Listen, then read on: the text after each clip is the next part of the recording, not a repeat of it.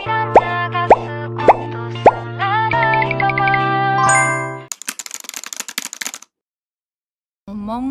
ini mereka banyak pakai tangan, gerakan tangan gitu. Terus mungkin kalau cara ngomongnya intonasi bahasa Korea sama bahasa Indonesia itu beda gitu. Jadi mungkin kayak lebih kelihatan intonasi emosi saat mereka mengeluarkan emosi mereka gitu-gitu sih. Oke, kebetulan Misaka sendiri udah belajar bahasa Korea sudah cukup lama dari tahun 2010. Jadi sudah paham sekali bagaimana cara mereka berbicara, logat mereka. Dan paling yang agak kaget sedikit ketika misalnya harus pergi dari luar ibu kota Seoul. Misalnya kayak di Busan atau di Daegu gitu. Jadi mereka ini punya accent sendiri gitu. Jadi namanya accent Saturi. Kadang kami yang tinggal di Seoul itu tidak terlalu familiar dengan accent Saturi, apalagi orang-orang yang baru belajar bahasa Korea.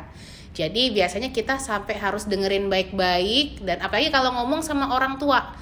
Karena banyak orang tua, tidak hanya di Busan atau di Daegu seperti itu, misalnya orang-orang itu pergi ke Seoul dan mereka bertanya ke kita, kadang mereka juga menggunakan accent. Jadi itulah cara berkomunikasi yang misalkan masih agak harus beradaptasi. Dan juga cara ngomong orang Korea itu kadang dia tone-nya lebih tinggi.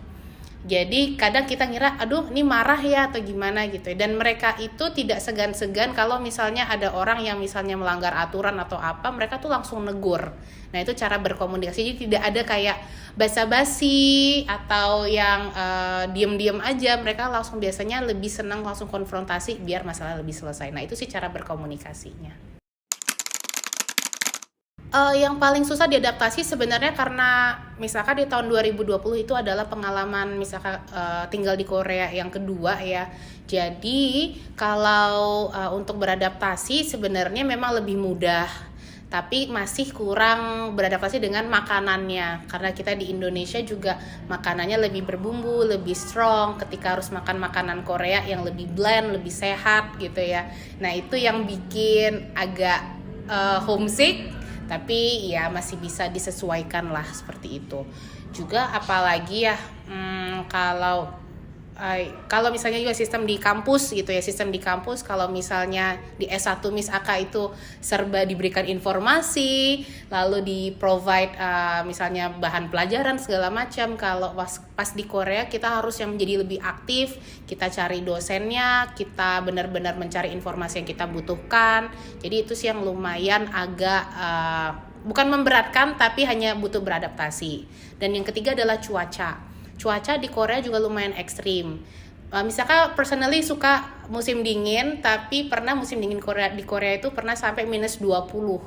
Jadi gimana tuh caranya, sedangkan kita harus kuliah, dan itu juga lumayan memberatkan karena kadang hujan itu tidak hanya, kadang hujan campur salju gitu ya, jadi bisa lebih dingin. Dan saat musim panas itu juga lebih panas dari Jakarta.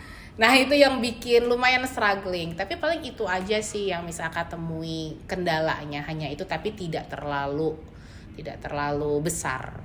Tempat sholat, terus juga tapi itu bisa itu dengan kayak komunikasiin kalau misalnya kita mau ibadah gimana. Terus ini juga budaya mereka. Jadi kalau di Korea tuh kalau misalnya kayak kita ngumpul bareng gitu, biasanya kan simbol mereka tuh kayak untuk mungkin kalau misalnya yang udah biasa nonton Korea atau kayak tahu Korea, mereka tuh untuk bareng-bareng tuh kayak minum gitu. Sedangkan beberapa agama termasuk agama saya kan nggak bisa. Jadi dari awal udah ngomong gitu. Jadi mereka pun nggak menawarkan karena udah tahu gitu. Itu yang paling harus adaptasi karena, tapi bisa diatasi dengan komunikasi dua arah. Terus apa lagi ya? Mungkin salah satu yang shocknya itu sebelumnya saya udah tahu kalau misalnya di Korea itu ada kayak cultis gitu. Nah saya kayak pernah ketemu gitu di public transportation. Di situ saya kaget kayak ternyata yang saya tonton di drama dan saya tonton di video-video YouTube itu beneran ada gitu. Jadi kayak mereka tuh nawarin gitu. Terus mungkin dari situ kayak adaptasinya kita sebagai pendatang harus hati-hati ketemu orang, salah satunya orang Korea gitu sih. Orang Korea yang mencurigakan lah gitu deh. Kalau untuk menyesuaikan diri sih nggak begitu ribet karena sebelumnya juga udah kayak research dulu budaya di sana tuh kayak gimana. Jadi terus juga emang udah familiar dengan budaya Korea. Jadi nggak begitu ribet.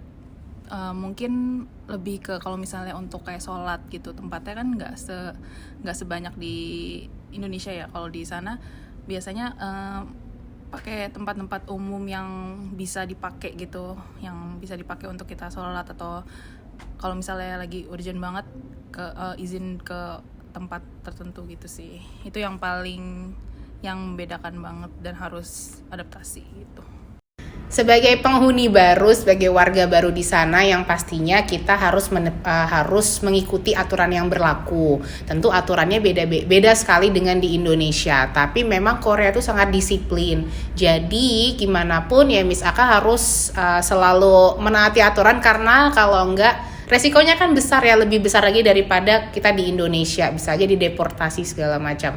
Nah, tapi itu yang bikin hidup misalkan juga lebih teregulasi dan juga lebih melek regulasi lagi, dan kita bisa hidup tuh berdampingan dengan warga lokal tanpa ya disinisin, tanpa dirasisin gitu ya. Jadi itu sih, jadi how to deal with the regulations ya, follow that as a foreigner juga. Public display of affection-nya, jadi kayak orang-orang yang berpasangan gitu, mereka tuh memperlihatkan PDA-nya tuh sangat-sangat umum gitu. Jadi kayak ciuman, terus pelukan yang sampai erat banget gitu. Jadi kayak shock di situ karena nggak biasa lihat Indonesia kayak gitu. Itu bahkan kayak PDA-nya tuh di public transportation, terus di tempat-tempat publik gitu deh pokoknya. Itu yang paling banget sih. Yang paling bikin kaget tuh sebenarnya budaya mereka. Jadi ada satu budaya di Korea terkenal sekali di seluruh dunia, namanya adalah budaya pali-pali. Pali-pali itu artinya cepat-cepat. Jadi dari cara jalan mereka, dari pelayanan di toko, di restoran, anywhere gitu ya, pokoknya semua serba service itu harus cepat-cepat, pali-pali. Karena apa? Karena mereka sangat menghargai waktu, dan juga setiap pekerjaan itu dihitung per jam. Jadi kalau misalnya lambat-lambat gitu ya, nah itu nanti malah nggak konsisten, nggak efisien juga kerjanya, dan tidak bisa mendapatkan gaji yang lebih tinggi lagi. Jadi seperti itu tuh yang bikin kaget kalau di Korea.